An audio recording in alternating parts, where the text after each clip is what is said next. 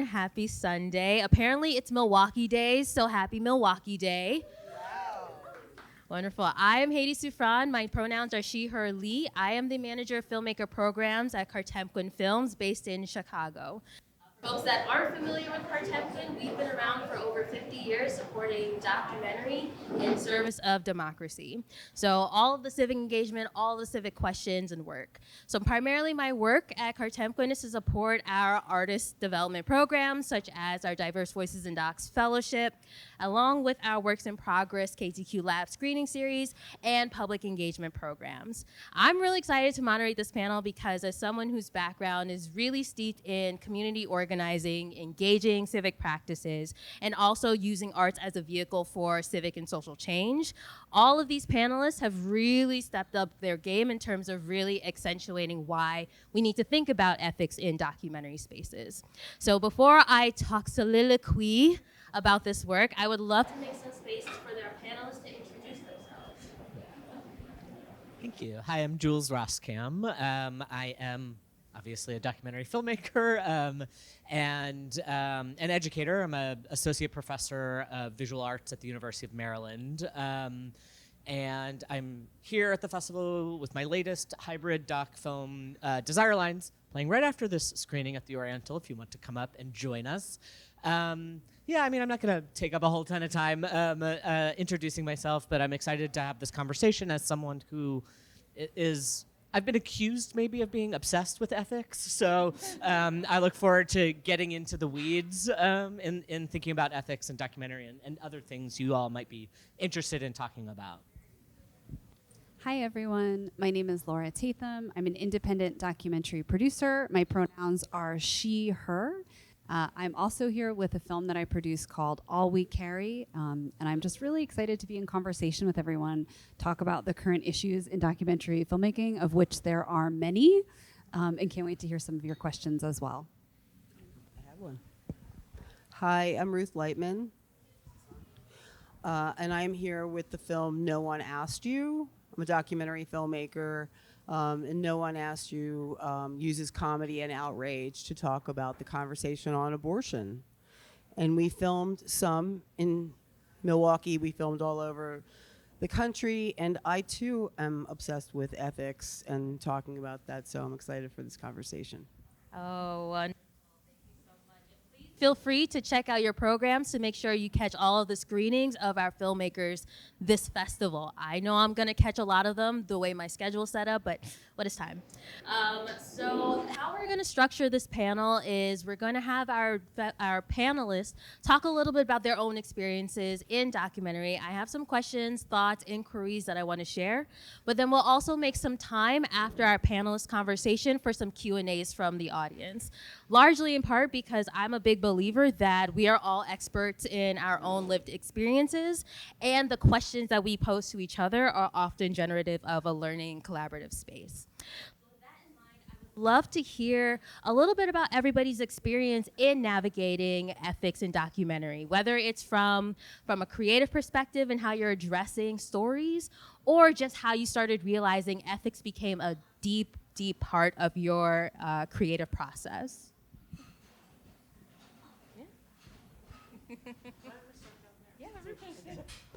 I think for me, it was definitely a learning curve that started at the very beginning. I made a film. I'm going to really date myself here, so sorry.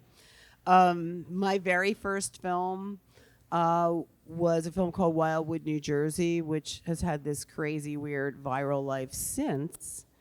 But when I made it, I started to really think a lot about what the people, the gift that people give us when they allow us to tell their stories, and what they tell us and how they present themselves to us, and that relationship to truth and lies.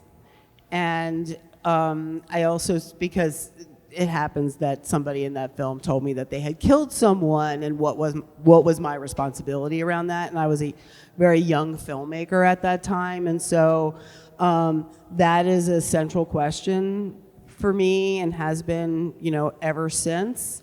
I ask myself every day, and talk to my students about this too, which is, every day that you're a documentary filmmaker, if you don't have ethical dilemmas that come up, whether it's in the pre-production, production, post, marketing and distribution, then maybe you're not the right person to make a documentary film, because you have to constantly be asking yourself that. And so every day we have those ethical concerns that come up. Okay. Hi, everyone. Yeah, I want to echo what you just said, which is I think it's really important that as you're going through a film, ethics, the way that you are filming people, the way that you are telling the story of your film, right, through your marketing, through your distribution, there should always be a gut check. I think that's really important. And I think, I love what you said, which is if you're not thinking about ethics, every day you're making a film, perhaps you're in the wrong line of work, which I think is very, very true. There are so many different ethical concerns that come into each project.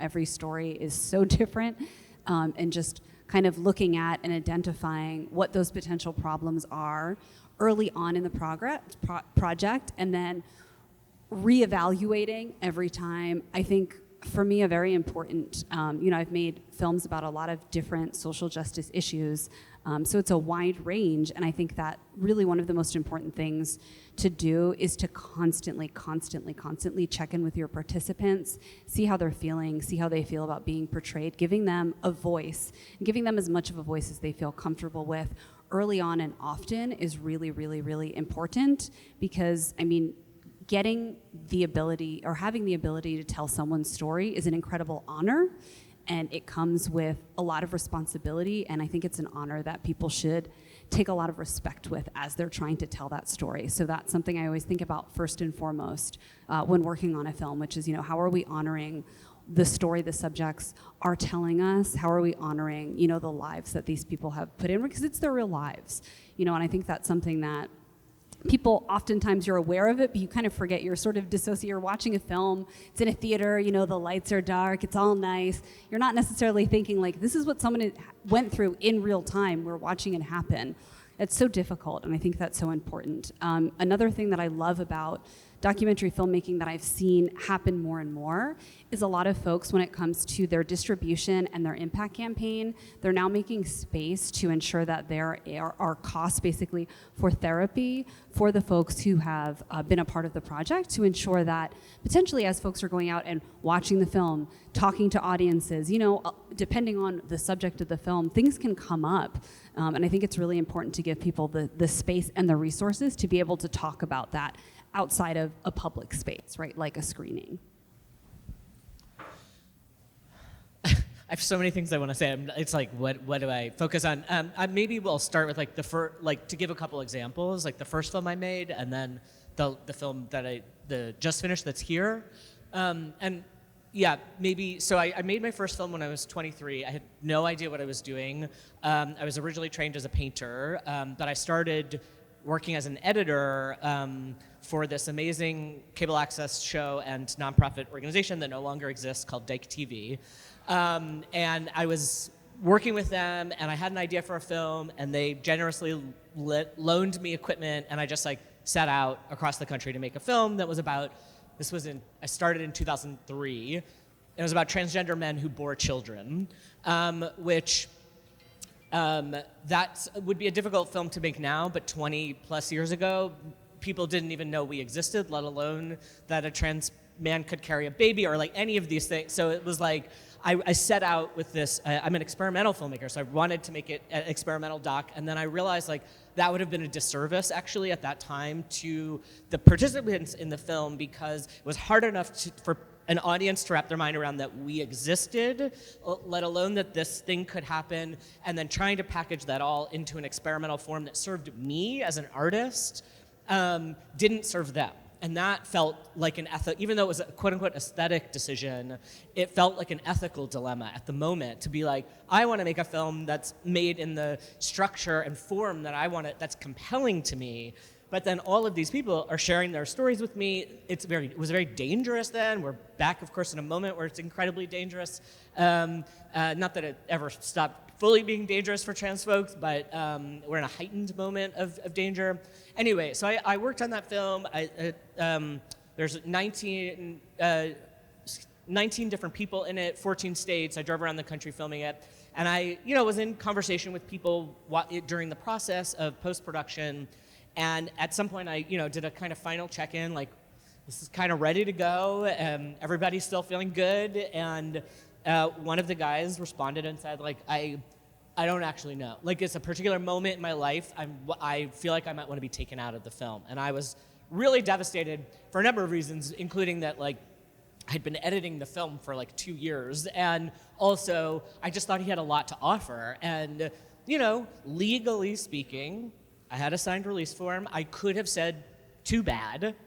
Of course I didn't. But what I said was, I had a moment of having a reaction, like, oh my God, what does this mean? And really freaking out and kind of, I was like, okay, I'm gonna take a moment, check myself, and respond from a place that is respectful of what's actually happening to this person, and to sort of claim, that, I don't know, more people would benefit from hearing his story by keeping him in than he would, be injured by keeping it in is not a good argument to make. Anyway, long story short, I said, why don't we take 2 weeks? I hear you, I respect that. Can you just like sit with it for a minute and think about it, and I'll check back in with you in 2 weeks. Checked back in with him, and he had changed his mind. I had not given him any reasons to. I just said, let's take a minute and like let's think it through, because I think I felt in the moment he was responding from an intensified fear that was related to something really specific that was happening in his life. And I just wanted him to have a moment to sit with it. And he did. He stayed in the film, and he ended up being very happy, about that. So that was like an early moment of sort of like, oh, what do I do here? And then in a different way, with this film, which also has trans men as its subject, people are talking about really vulnerable, really intense things in the film. And I think because, for a number of reasons, but one of them maybe being that I'm also trans, crew we had doing these interviews, I kept intentionally small, and whenever possible, and this was usually true, also all trans or GNC folks, to really try to create a space that would be safer for people to sort of articulate these really personal elements of their lives. And people did, but in the edit, I was like, had moments where I was like, people were talking about really traumatic experiences or talking about their bodies and what they do with them in ways that would make for good film.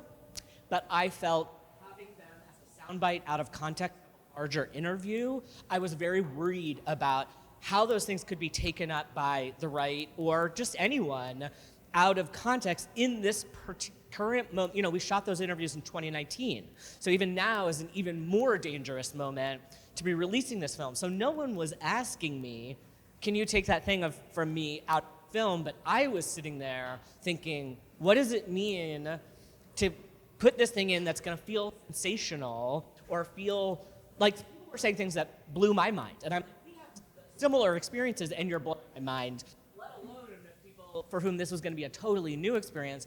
So I really had an intense dialogue with myself about what feels safe and what feels okay, but then it's like, where is that line too of where you want, obviously you're everyone who participates in the film to have agency. So I'm sort of like, there's a moment where like, if I'm making that choice, I'm taking that agency away from that person. So it feels like ethics, these ethical questions are rarely cut and dry, and I think that's one of the things that I think is most compelling, actually, is when we get into the weeds and we're like, all of this is relational, and it's all specific to a particular moment, a particular film, a particular constellation of power dynamics, and how do those get sort of parsed out?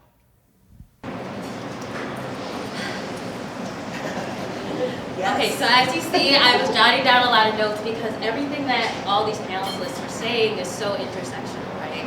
So I just want to, summarize a little bit of what I heard and some of the buzzwords and sentences that stood out to me. So So Ruth, you had talked a bit about the relationship between truth and lies, and for me, that really opened up a question of what do we learn in the making of documentaries, right? Like as documentarians, as artists, as civic engagers and rebel rousers, we're also in the process of constantly learning from our participants, but then also where do we learn our boundaries in terms of stretching the truth, right? Which I have a thought that I want to pitch to this panel afterwards. And Laura, you had shared a lot about the ethical concerns and how each film brings up its own concerns, right? So there's no real box that we can check off to say, yes, I've addressed this particular ethics or this concern about this particular topic, because also people are multifaceted beings. And so when we are engaging with our participants, you all are also highlighting for me the ways in which we have to approach each individual and each story from a fresh slate, even with the experience that we have in producing, in filmmaking, or in supporting filmmakers doing their work. And then I just want to say, I had all of the thought bubbles as you were speaking, because a lot of what is really intentional is that ethics, you have to have an ethical approach to your entire filmmaking process. It's not just getting your participants in front of you, but it's what happens when you're behind the camera. What happens when you have a larger crew in front of a very particularly tender space that you've curated. And then what happens when you're in the editing space, right? Because there are so many ways in which our participants are collaborators with us in this filmmaking process, but there's only so much access that they have to our filmmaking and editing space. And so what I loved hearing from you was really just the ways in which you took into account how you were also an advocate for your participant stories when they couldn't be in the editing room. And so that makes me think a lot about this theme of drama versus trauma. I know, I'm a big fan of alliteration, y'all, so like, just buckle up with me. And the ways in which we are thinking about how do we identify a compelling story, or are we opening up wounds as we're engaging in this process? And what is the work that we do as filmmakers to make sure that we are closing the circle of trauma? Right?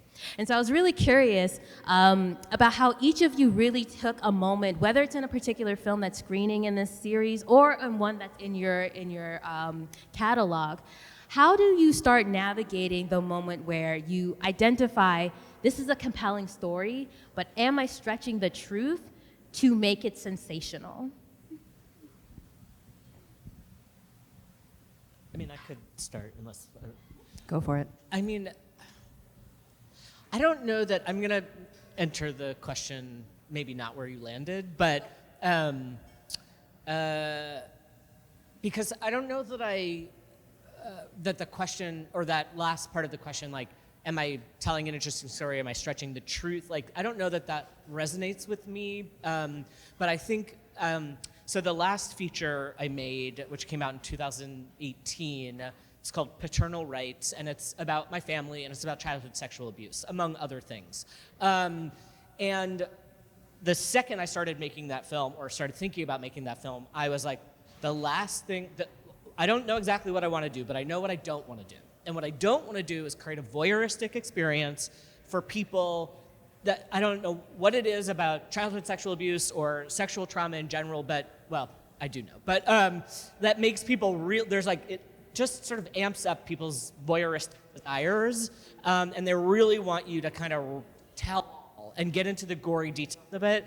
And I was clear for myself, for my family, for an audience who did not want to do that. So my biggest question was, how do I tell this story that is not, is full of trauma without the trauma, or without re-traumatizing myself or other sexual, childhood sexual abuse survivors or anything like that? How do I do that? And, I'm not saying this is the only answer, but the answer I came to then was I was never going to show anyone's face. So the whole film is audio interviews. We never see anyone synced to the audio talking, except the very last few minutes of the film, you see me on camera. Otherwise, it's just audio interviews, and then it's also kind of another road movie, so we see a lot of still landscapes. And so I was thinking about how to open up a space that was actually about creating a space for close listening. And because I also believe that listening closely and listening not just to what is being said, but how it's being said is actually one of the ways that we work against childhood sexual abuse happening again, because those things happen when people aren't paying close enough attention. In particular, I would say like when it's happening within a family system. Like someone's not paying attention. Someone's not picking up on like body language, or even if someone's saying, no, this isn't happening, like someone's not looking at the larger behavior patterns, all of those kinds of things. So it was pedagogical in that way too, where I was like, how do I teach people how to be in that kind of receptive space and listen, but also because you're looking at really serene, beautiful images, which I hoped also kind of opened up a space for people to project their own imagery into it. And we also never get into any explicit details about what happened. You just know it happened. So I think for me that was like, again, each question or each film has its own set of questions and own answers that are appropriate for that film.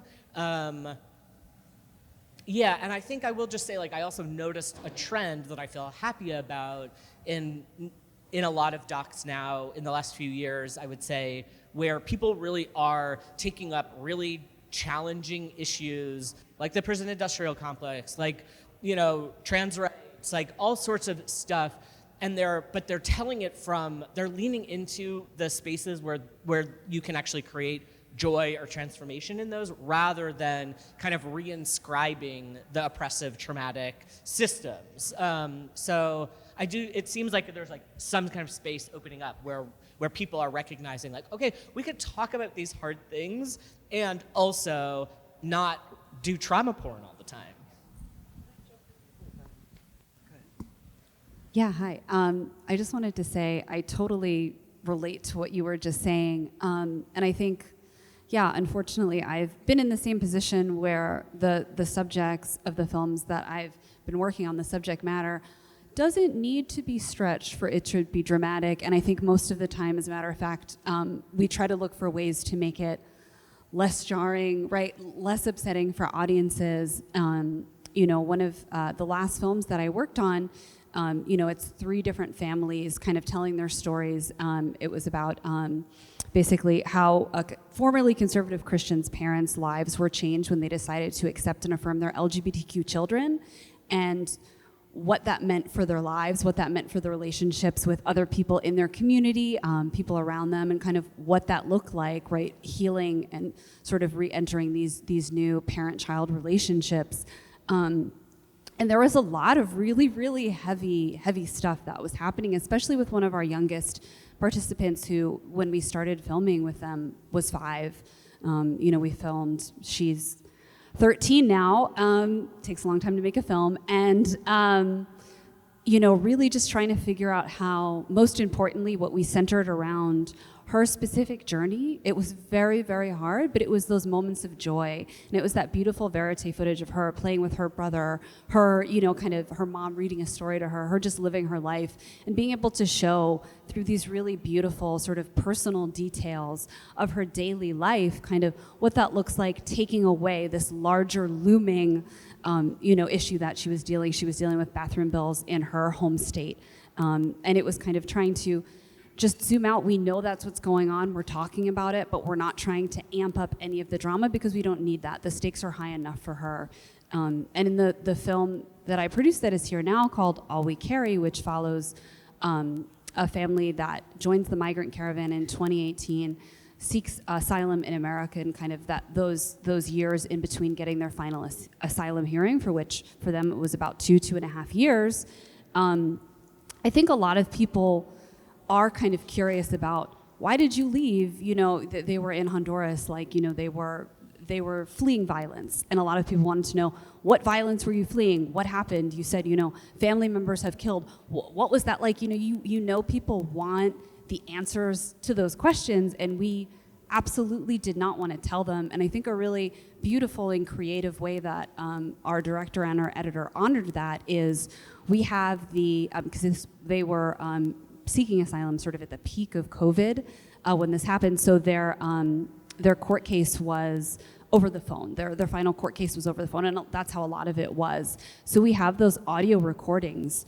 And what we did essentially was basically you don't hear from the family within the audio recordings from the court cases. You just hear the judge and you hear the lawyers and you hear question after question after question. And you don't get the answers to the question because the questions are enough. Hearing that and kind of making the space for that is enough. And it's against this sort of beautiful B-roll of their house, right? So you know they're inside the house on the call, but it kind of gives you the space. You don't need to know all of those details to ramp it up, because in that moment where you're hearing the judge's questions over and over, you're in the space of the participants. And that for us felt a lot more powerful and also a lot more, I don't know how to say, it was a much better way to honor what they had gone through, because we don't need the world to know what they've gone through. All we need to know is that they did not feel safe and they came here, right, seeking asylum, and that should be enough. So yeah, I think those are some interesting ways to kind of look at it. And I think for me, in terms of the drama question, I think that is deeply connected to the ethics. I like to believe that I don't ever do that, for sure, because I would not feel comfortable with that. And I want to sort of circle back to a couple of things that Jules was talking about, which is the joy part of all of this. So the joy connected to the trauma is that we're all traumatized by the things that have happened since Trump was elected and many other things that have happened in the wake of that. And so the worse things have gotten in this country, the more we wanted to infuse the humor into our story. So, we follow Liz Winstead. She's the co-creator of The Daily Show. She basically invented the way that progressives consume news, and to sort of bring the humor and outrage into the terrible things that were happening. And so there is this juxtaposition of like the horrific things that are happening that people are re-traumatized by looking at Trump. We actually on purpose you don't see Trump in our film. And we did a pass where we de-Trumpified the entire film because no one needs to see him anymore. I don't think there's probably anyone in this room that says I haven't seen him enough. And so that was really, really important to us in terms of like, it doesn't amp the drama in any kind of really, intrinsically valuable way. And so that was really important. And also the whole idea of bringing joy and humor into something that's really difficult, which is the fact that bodily autonomy has been taken away from people in this country, and continues to happen as we're sitting here right now. And just infusing that with, let's give the people who are watching the film the power to change those things by getting involved. And then the other thing that I wanted to talk about, which you were talking about, Jules, is I made a film. I think it was my second film, Alma, which deals with childhood trauma, childhood sexual abuse.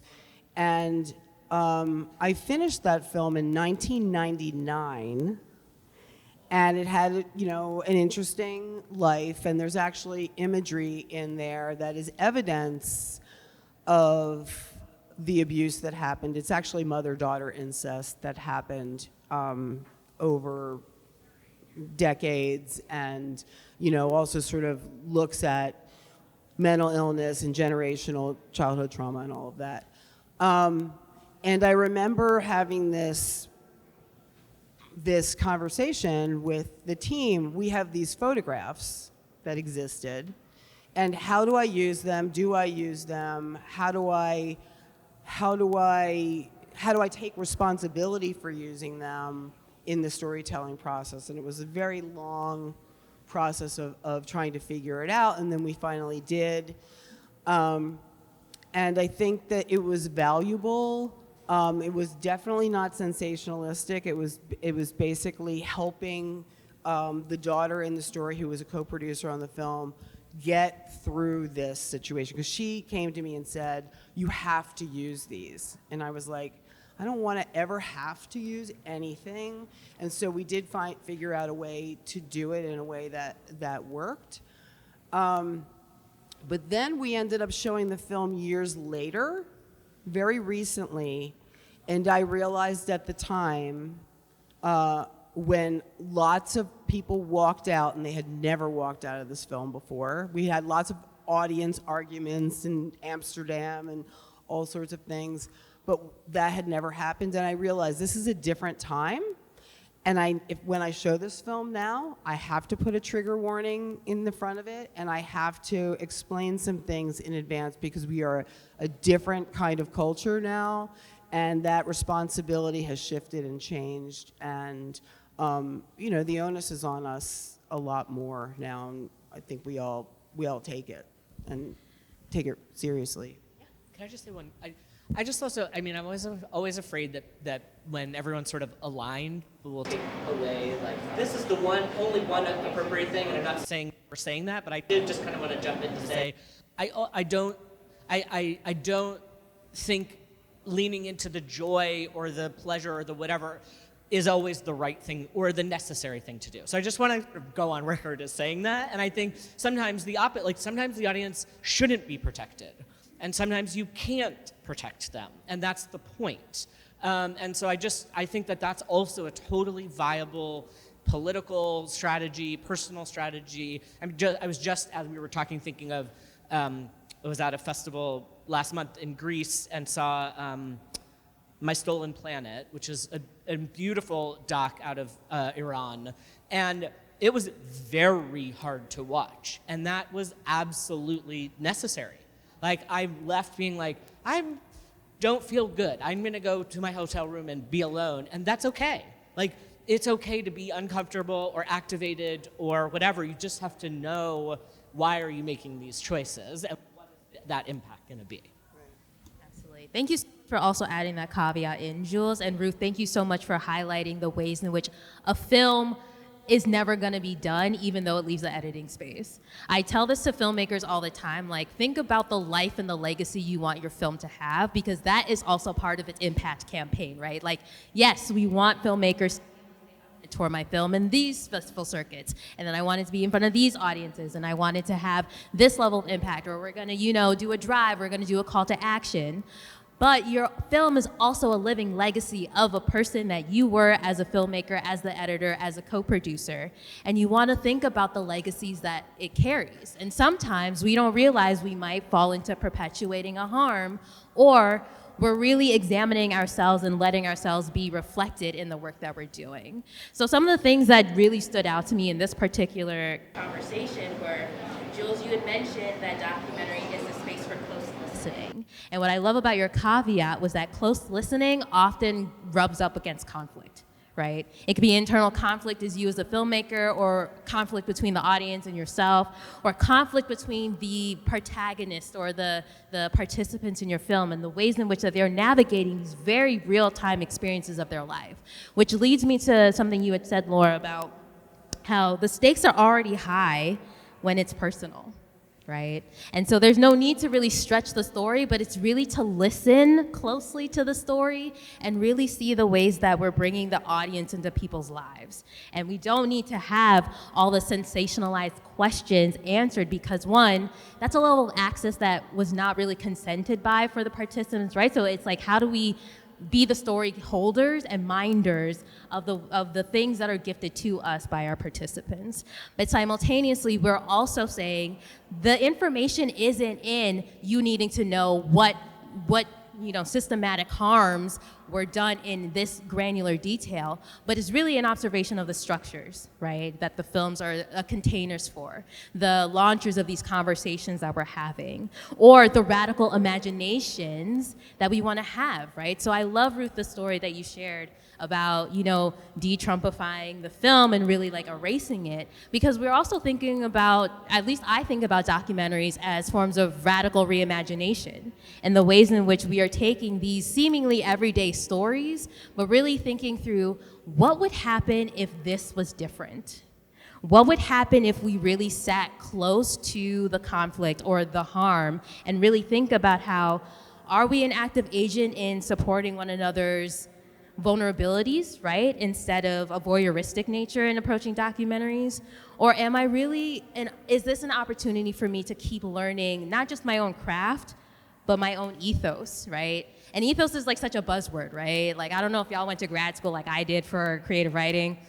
Ethos was everywhere, right? But there's no real definition of what ethos is. But for me, in this work, I've learned so much from the filmmakers and directors and producers that each film and each story creates its own set of rubrics that we then have to navigate and say, I am making this very intentional choice to insert X, Y, and Z conversations so that when people might walk out of a film or people want to know those nitty-gritty details, or a filmmaker or participant says, you know what, I want to check out of this process because it's a little too close, it then gives us an opportunity to really, understand the stakes that we're doing. And it can be very, comfortable to say, I'm behind the camera, so I don't need to have or ask these questions, but we're gonna be confronted with them because we're all human and we're all in this constellation of systemic oppression, whether or not we are directly impacted by it or we are observers of it. So that's me getting off my little soapbox. But I also want to think a little bit about like compelling stories and the way that it impacts distribution. As someone who has been a storyteller since I was like this high, I've also been really conflicted with this notion of like trauma porn and the way in which like we have this pop culture relationship with documentaries. Laura, you had also said that it takes years to make a film, which is very true, whether it's a short film or it's a feature length. And so I've been seeing this trend in wanting to talk about, celebrities, crime, or, really intense conflict. And it just rubs me in the wrong way. So I might pitch this question to the audience later.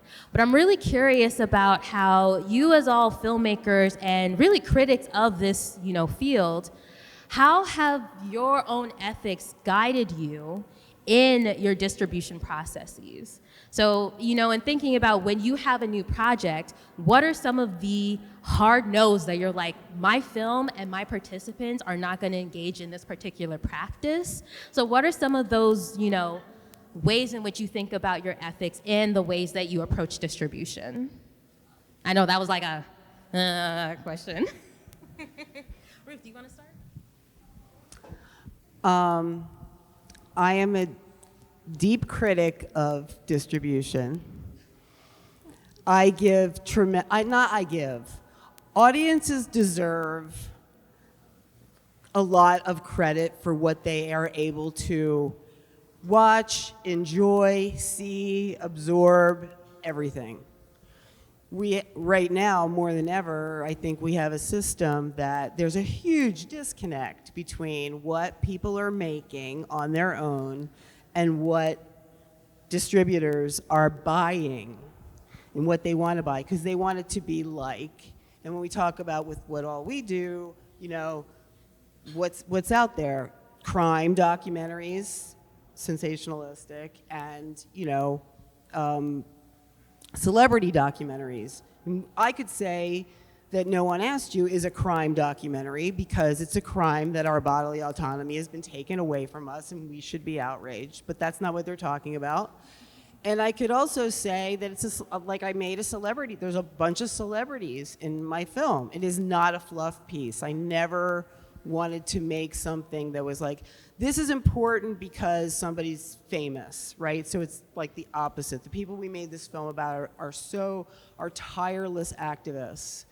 And I think that because I'm in the giving zero fuck stage of my career, absolutely, I will have a conversation with a distributor who says, and I have recently, who has said, oh, well, we're not doing anything political this year, and abortion is political. I will say, and I have,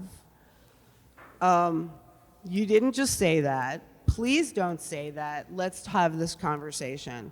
Why is more than half of America's healthcare political to you? You really need to look at what you're saying.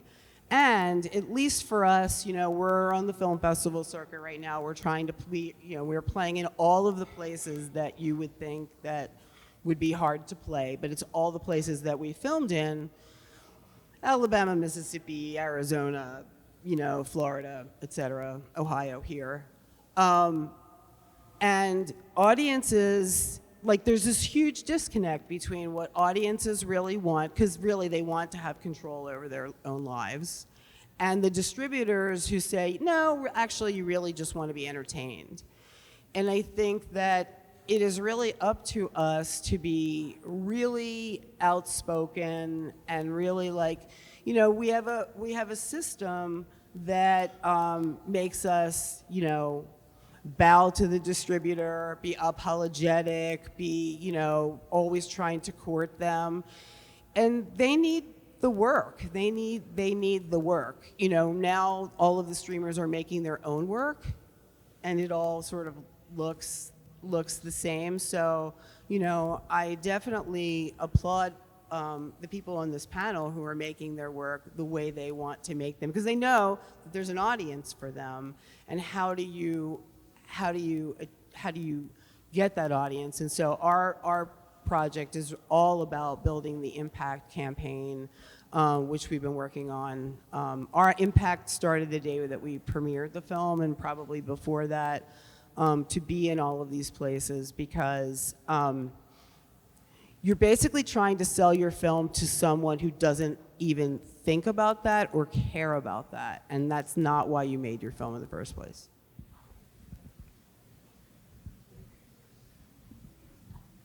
Yeah, I think what you're saying is very interesting, thinking about kind of what it is distributors want these days, right? And it's like true crime, celebrity, sports, music, that's it. And all films have some element of that, but it's probably not enough to be that interesting to a place like Netflix for an original. The film that I'm here with now, All We Carry, is sort of entering that stage where, we're on the film festival circuit. We've been there for a few months now, and we're trying to figure out our next steps. What is our distribution going to look like? And one thing that we've had recently is calls with quite a few sales agents and distributors. We're like a scrappy independent team who's perennially in debt. So it's important to talk to these people, all of them, just to hear them out. And one thing that I think has been really interesting is listening to how, I think especially here I'm talking about sales agents. So sales agents are people who, are gonna go basically pitch your film for you. They're gonna create some marketing materials for you. They're gonna take these to the connections they have at different distributors, like a Netflix, like a Hulu, like a PBS, et cetera, right? And they're gonna be the people who you're sort of relying on to have these connections. Maybe you have some, maybe you don't have all, right? Who are gonna speak basically on behalf of your film.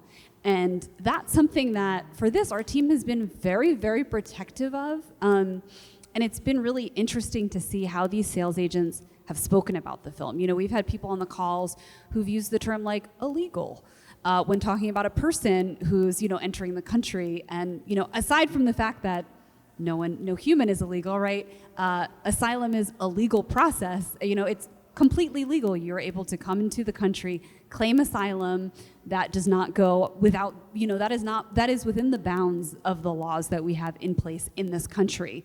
So things like, how are you talking about this population of people that the film is about is very important to us, because we want to make sure whoever is going out there and represents the film and represents the family that this film is about, because it really is this close, very zoomed in study of, asylum seeking, of ways folks immigrate into the US.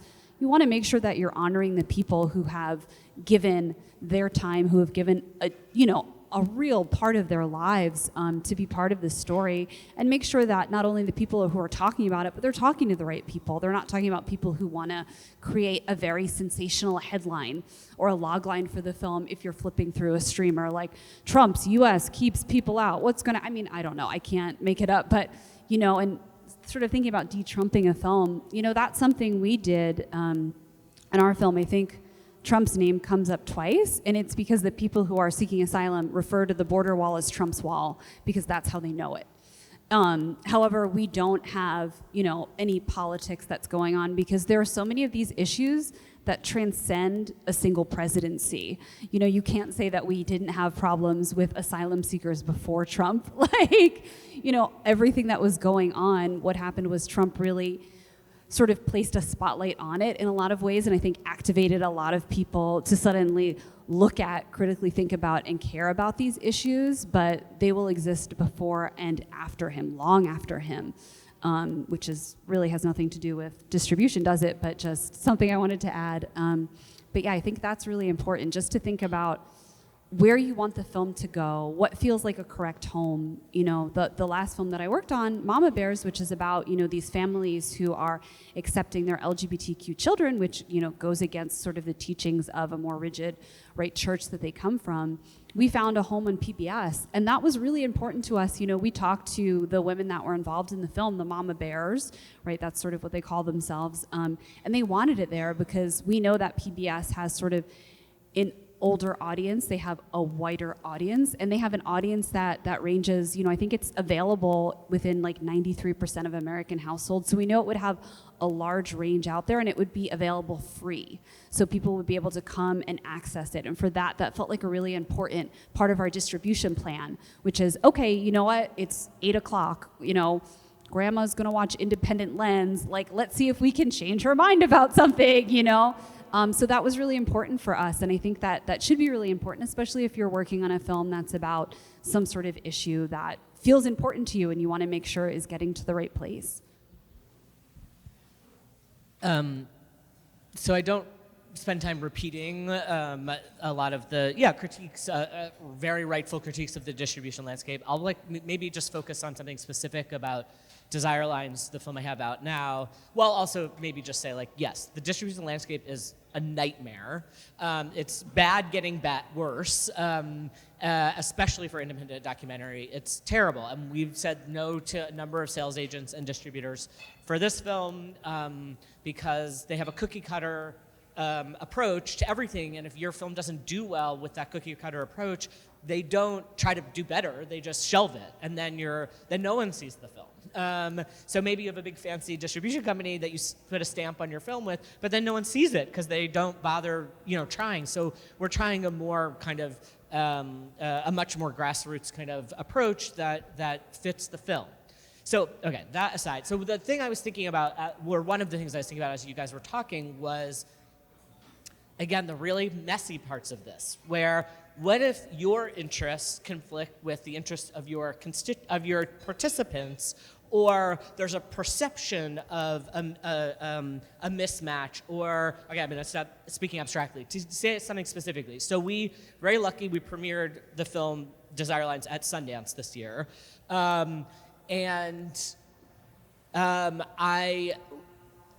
At Sundance, a new sort of group, activist organizing group emerged, Filmmakers for Palestine, and there was a lot of really amazing work that was done there and has continued at other festivals I've been at, and I've been a part of that. And I was at a festival a couple of months after that, and I worked with a production company on this film, which is the first time I've ever done that. And so I'm used to just doing everything myself, and I have only me, essentially, to answer to other than the people in the film. But this film was a much larger crew. They have a financial stake in the film. I have to take into account other people's thoughts and feelings. So I was at the BFI Flare, the LGBT Film Festival in London, with the executive director of that company, and we were chatting. He's like, I want to talk to you about something. So, okay. And he said, so we've been having a lot of staff debates recently, and I found out that people are upset that we played at Sundance. And I was like, why? And they said, well, because Sundance didn't come out as an institution and make a statement, a sort of pro-Palestine statement, or a statement of solidarity, or a statement, calling for a ceasefire, any of these things. And so they're very upset about it, and they think we shouldn't be playing any of these festivals that aren't making institutional statements about that. And I'm saying this as someone who cares very deeply about this. I'm a Jewish American. I feel implicated in what Israel is ostensibly doing in my name. I think what's happening is horrific. It's a genocide. It needs to end, period. And nobody was calling for films to pull out of Sundance at that time. So this is also like really, in my mind, misdirected activism. So you pull the film out, and then trans people, another horribly marginalized group who has endless violence being enacted upon us, doesn't get to see a film that celebrates them or speaks to them or represents them. So you're making a kind of, in my mind, in that moment, a bit of a virtue signaling statement by pulling your film out when no Palestinians were asking for that to happen at that time. No one was asking for that. And you hurt another marginalized group. But I understand where their concerns were coming from, and it, in my mind at that moment, was mismatched. But there are other instances where, I haven't been haven't been faced yet with a festival that is, where the film is playing, where the festival is like making a pro-Israel stance, or where I know is being funded directly through the Israeli government or something like that, which would then make me really have to question. And think about that. But that may be all of that to say, not everyone in the film, for those of us who worked on it, not everyone who's in the film, we're not all gonna be in agreement about that. And similarly, when I was at Sundance, I told our publicist, I'm gonna make a statement in solidarity with Palestinians calling for a ceasefire at the premiere. And the first thing she said to me was, please don't. And not because she also wasn't in agreement with me, but she was like, it's going to be bad for the film. And I don't think it was, but I was like, if it is, that's a risk I'm willing to take. Like, I have to live my conscience, and I need to make this statement, because that is what people were asking for. Anyway, so I just sort of wanted to it's distribution adjacent, because it is like, where does your film go and how does it go out? And I said to the production company when we first started working together and talked a little bit about distribution, I said, I may have other things on my no list later, but I will tell you right now, I will never sell a film to Amazon. That's my hard no. Absolutely not. Horrible labor practices, we all know it. There's no hiding from it. But it's like, this capitalism is the problem, and we're all living under capitalism and have to make choices all of the time. And some of those lines that we draw are arbitrary. I'm like, hell no to Amazon, but they're not the only terrible company, but it's just sort of like, you have to sort of figure out how to live under the horrible choices capitalism forces you to make every day. I just want to give a little bit of space to what you all just shared for a moment, especially knowing that we are not just witnessing genocide, we're witnessing multiple genocides.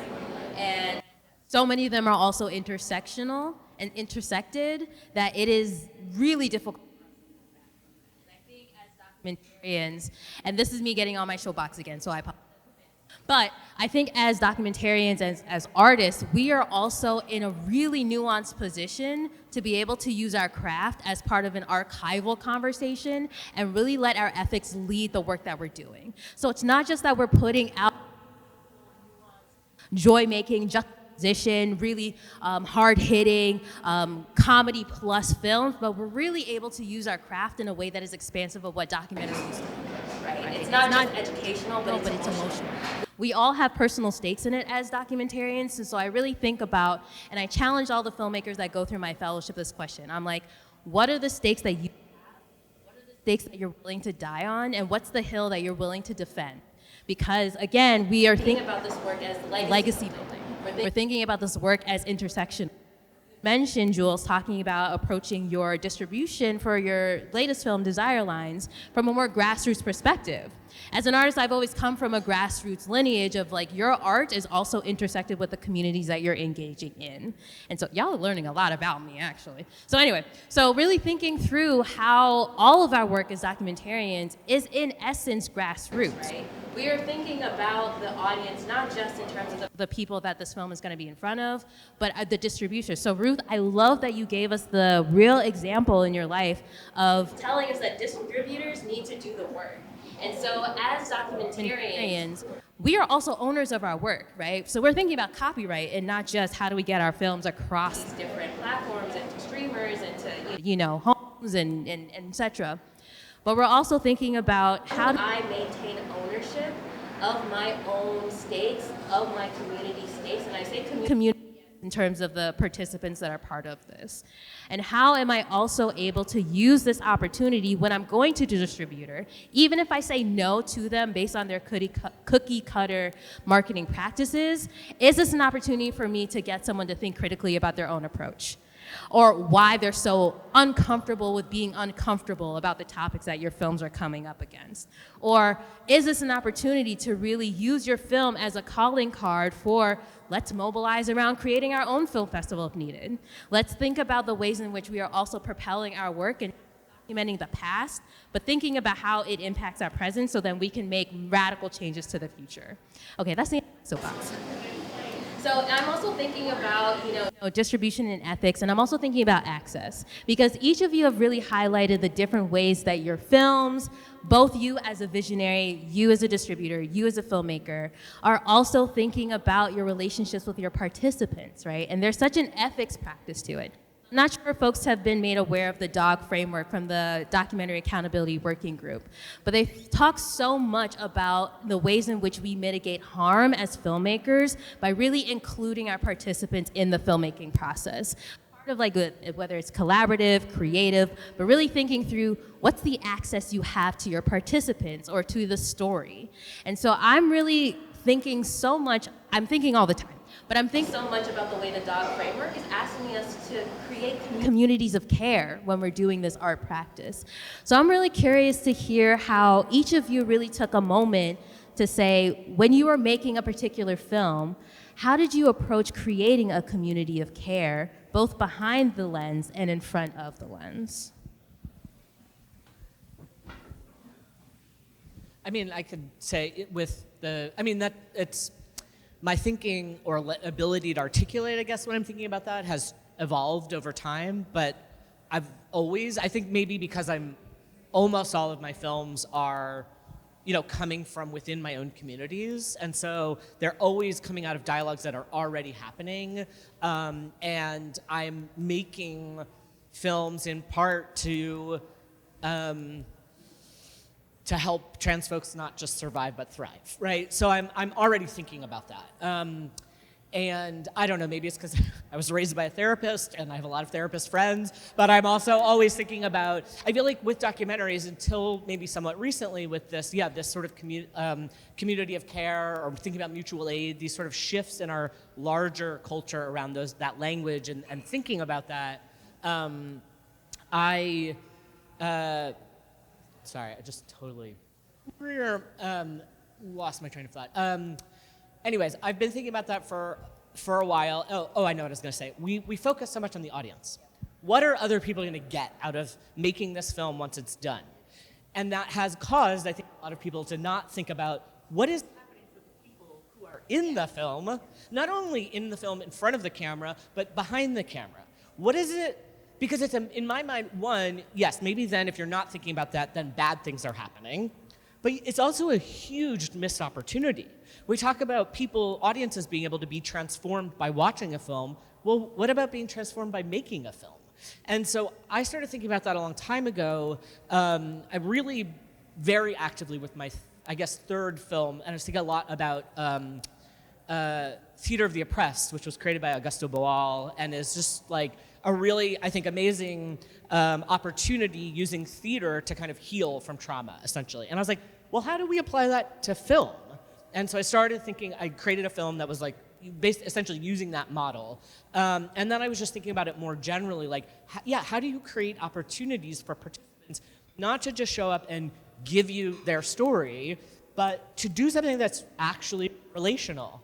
And I feel like, at the very least, the thing I try to do is ask someone something they have never thought about before, about themselves, about their lives. So they have a moment where it's like, oh wow, like I've never thought of it. And then and you see them, sort of change in that moment. And like I really try to show up for what's actually happening if I'm doing an interview, for instance, and not just, here's what I want to get out of this person, but just really show up and say, like, what does this person want to bring to this moment? And And so I do, like I said earlier with the example about with Desire Lines, the like crew who was doing the interviews, keeping it really small, keeping it reflective of the people's identities who were there, it just goes a long way, not in a tokenizing kind of way, but in a real, like, we feel safer when there are people around us who look like us or who share experiences or whatever. And that's particularly true for marginalized communities and in the space of representation when so many of us have spent so much of our lives working against bad or negative or just inaccurate representations. So how do I create that space for the participants? How do you create that space for the crew, right? Like, you know, I was saying my film now, Desire Lines, it's a hybrid. So there's doc and then there's straight up a fictional narrative that's woven into it. And so those things were all shot separately with for the most part, different crews. And the fiction piece was scarier a little bit because it was a huge crew. It was the biggest crew I'd ever worked with. And a lot of cast as well, you know, all things considered. And there was people like naked, trans folks naked, half naked. There were sexual scenarios. It was like, how do we do this? And do this in a way that, again, not just doesn't create harm, but maybe create something actually positive. And so we had really, long conversations with the production company about how do we create a safer space on set? What are all things from very early on, making sure people have trauma-informed care, like trauma-informed approaches. We worked with a trans intimacy coordinator. He really helped create a safer space. And I just want to name that I'm saying safer because I don't actually believe safe spaces exist. You can't create them. All we can do is try to be safer. And I mean, some people use the term brave space instead. Anyway, so we did a lot of that for Desire Lines, and I think from the feedback I received, we were successful. And I think I'll just name one thing that happened on set that sticks with me to this day, and I hope I never forget, which is, so the last, well, I don't want to give away, but okay, there's a scene in the film, which is this sort of like utopian moment of like a trans bathhouse scene. And so a lot of sexiness, a lot of nudity, and there we cast everyone, who was the two main actors from Community. I was like, I want trans people on this set doing this, not just trans actors, but just everyday trans folks, again, because I was like, so many trans folks want to go to a bathhouse but can't have that experience because they're too afraid or they're not allowed in because of the gender marker on their ID or whatever. So let's make an actual experience that some people might not have ever had the opportunity to have. Even though it's a film set, we can still make it feel good. So at the wrap party, which was the next day, someone came up to me who was just an extra in the film, never met this person before, don't know them from anything, came up to me and said, I had never been naked in front of anyone in my entire life, and they were fully naked on that set, and they were like, and I have never felt better, they were like, it completely changed my life. And I was like, thank you. I don't care what else happens with this film, but that was so just mind-blowing to me that whatever we did, that we communicated. So, right, it's not just about once you get on set, but what are you saying when you post a casting call?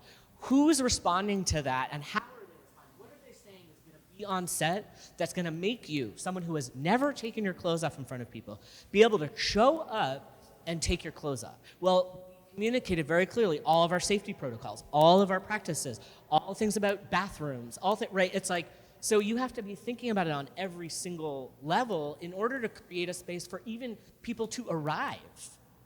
So it's not just about what happens at arrival, but how do you get the people you want to get to arrive? That was amazing. There's a lot there that I want to respond to. My brain is on fire, so I'm working to put that out. But I think one thing you said that really spoke to me, and it's something that I think about all the time, which is every film you work on transforms you in a way. It changes you. I feel like I always think every film I've worked on has in no way shaped or changed a part of me in a way that I was not expecting going into the work. Which is incredible, right? And it keeps happening. I'm just like, it happened again. I didn't even, and just thinking about, the last film I had worked on, Mama Bears, up until that point, I had not stepped foot in a church since I left when I was like 16 years old, right? It was not a place that I really wanted to go back to, which is obviously part of why I was so interested in making this film. And meeting affirming pastors who basically assume that same-sex marriage is holy, LGBTQ members of their church are full members of their church.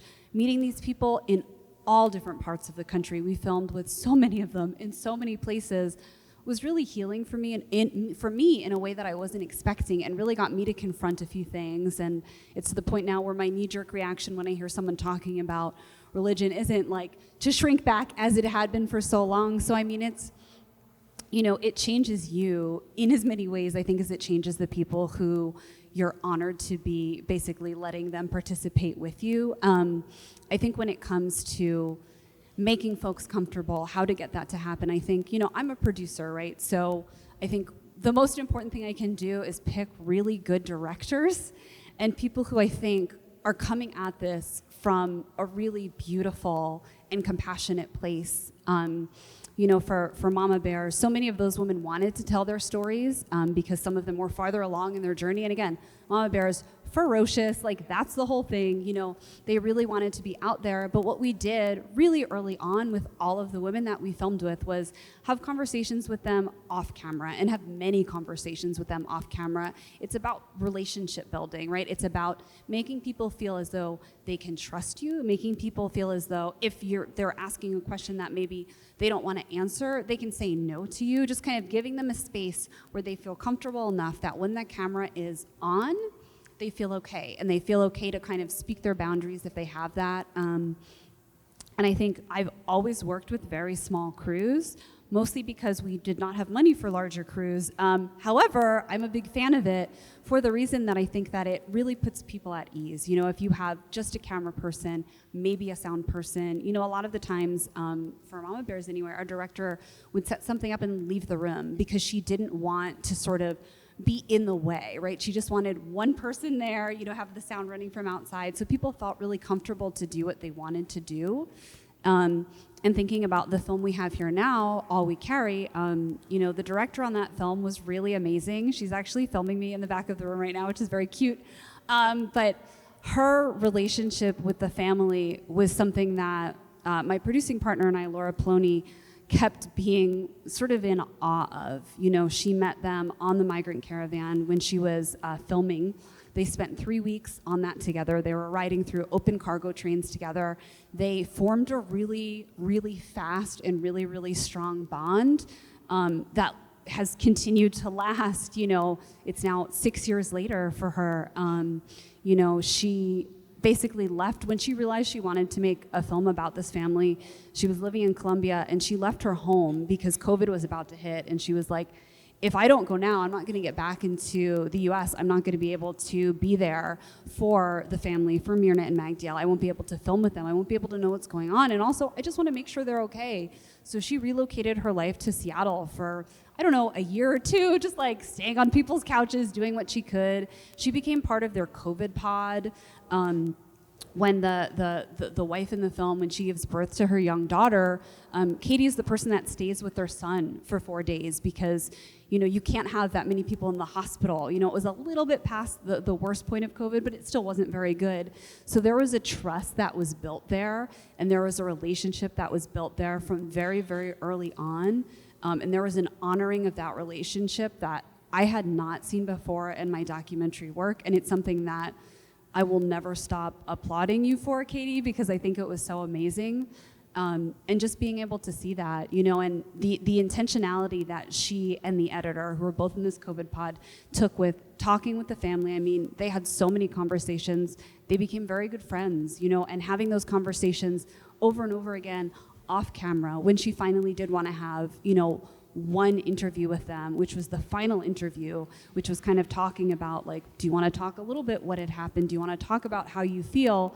You know, really setting that up, setting up times for breaks. You know, they had a meal beforehand, they took a break, had a meal in between to make sure everyone felt comfortable if you're talking about something so personal, so intense, something you may not want to talk about. And she really gave them, you know, there's this beautiful moment in the film where Myrna says, I don't want to talk about this anymore. And we leave that in to say, She has the control in this space. She's able to say, I've had enough, and you don't need to know anything else. And, you know, that's kind of the point. So, yeah.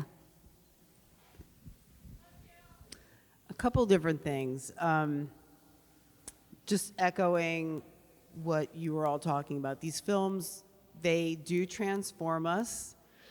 They make us better filmmakers. And somehow, they don't get easier to make. And that's something that I've been thinking about a whole lot recently. You what? No, I think maybe they get harder.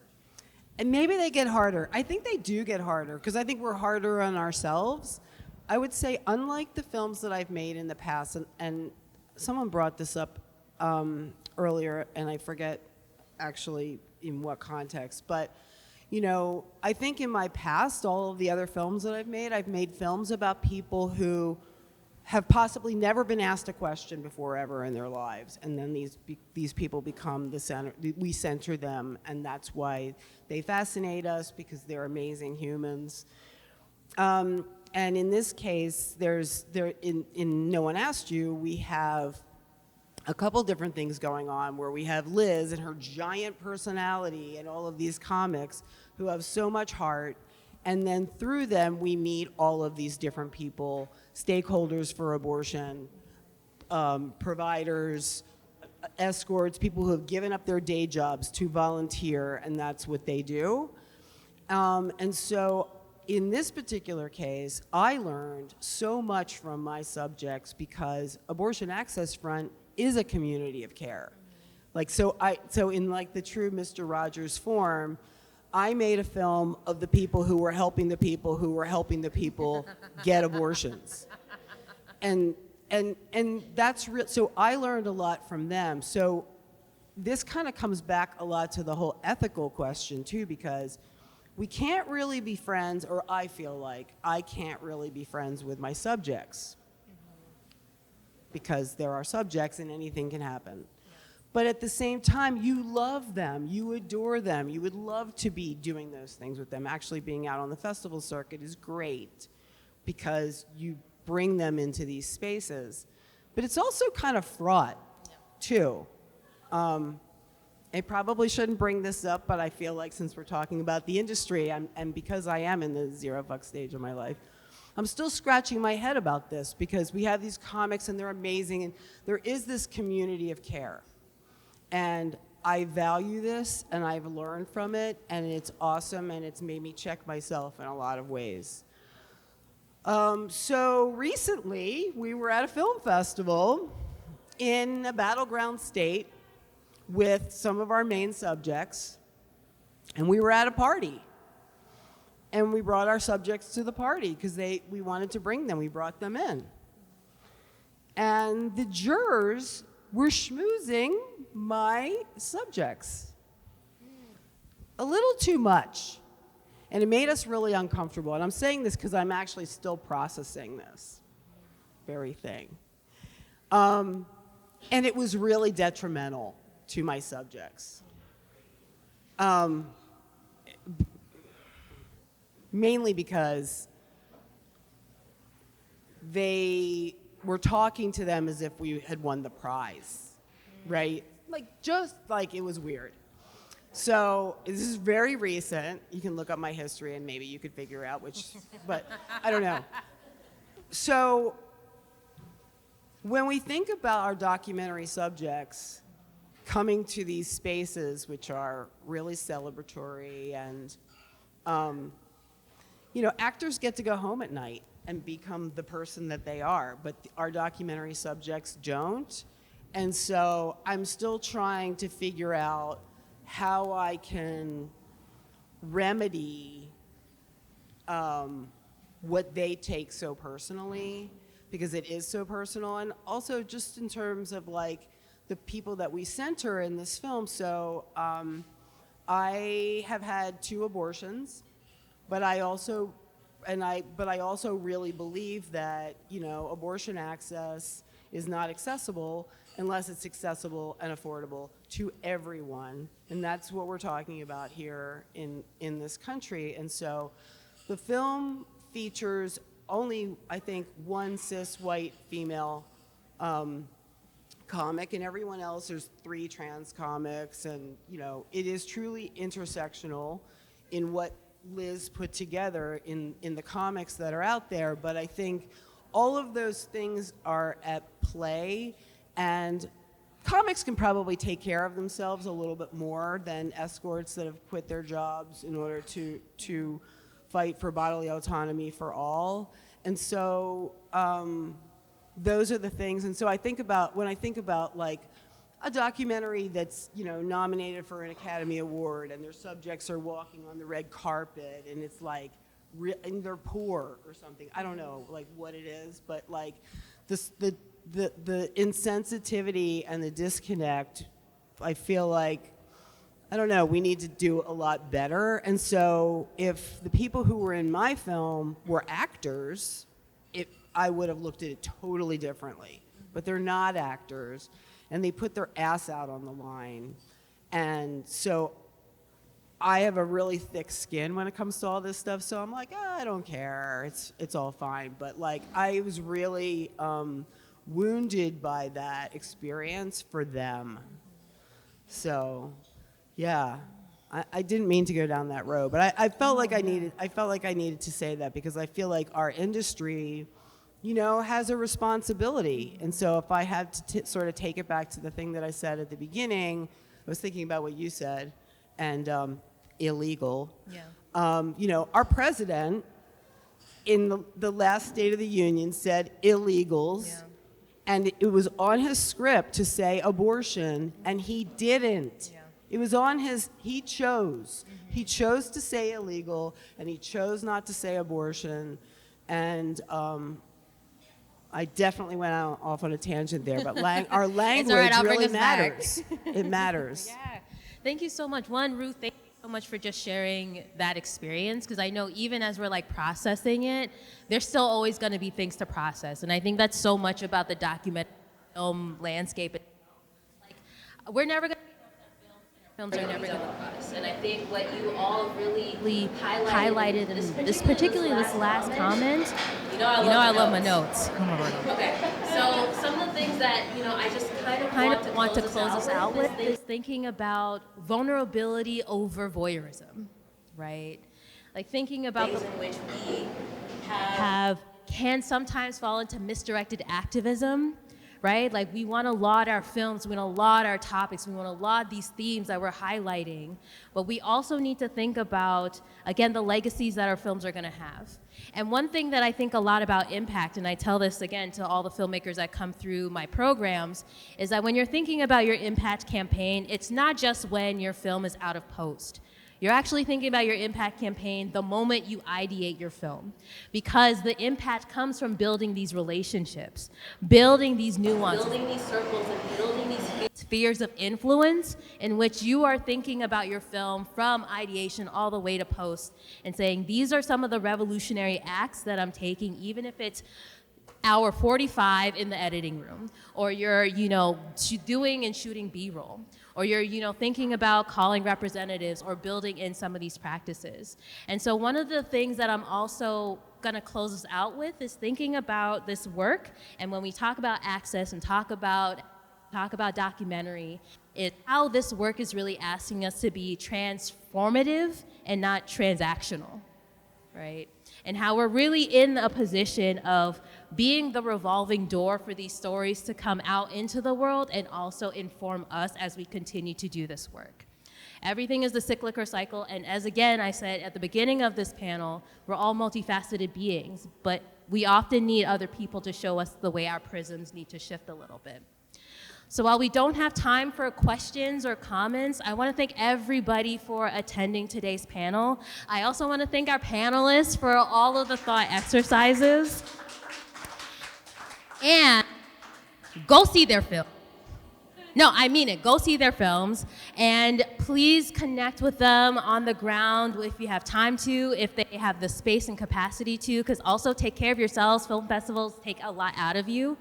But again, thank you so much for your time, your energy, and we could not have had this panel without you being present, and thank you again so much for letting me craft and ship this conversation forwards. Yeah. Thank you so much.